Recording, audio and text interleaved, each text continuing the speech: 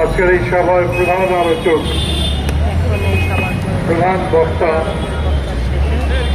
যদিও খুব সংক্ষেপে বক্তব্য রেখেছেন, কিন্তু অসাধারণ ভালো বদলি প্রাক্তন ছাত্র নেতা, ডাকসুর ভিপি ক্যান্ডিডেট ছিলেন, ঠিকঠাক মতো ভোট হলে ডাকসুর ভিপি হতেন, আর একটা পালক যুক্ত হতে পারত তার সাথে।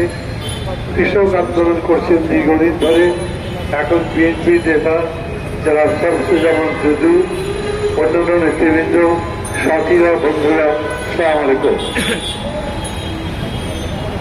বেশ কিছুদিন ধরে এরকম করে বলতে পারি যে 5 আগস্টের পর থেকেই বাংলাদেশ একটা নতুন পর্যায়ে প্রবেশ করেছে এবং এই পর্যায়টা বেশ জটিল। এখন পর্যন্ত 6 মাস অতিবাহিত হয়েছে।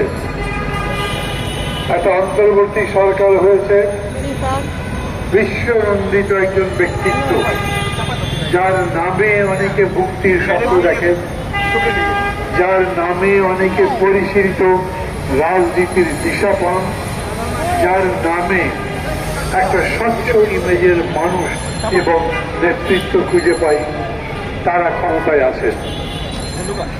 এই সমাবেশের সম্মানিত সভাপতি, দেশ বাঁচাও মানব বাঁচাও আন্দোলনের সভাপতি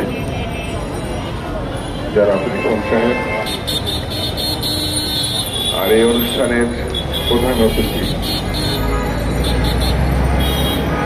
একসময় দেশ কামানোর ছাত্র নেতা, ডাকসুর সাবেক ভিপি, নাগরিক ঐক্যের সম্মানিত সভাপতি,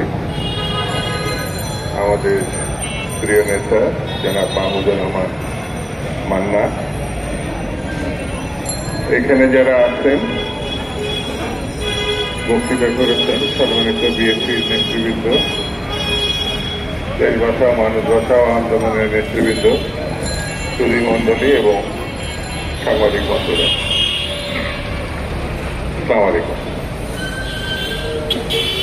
আজকে এখানে অনেক বক্তা সুন্দর করে দেশের পরিস্থিতি, রাজনীতির অবস্থা, নির্বাচন সম্বন্ধে আমি বেশি সময় নেব না, অনেক বেলা হয়ে গেছে।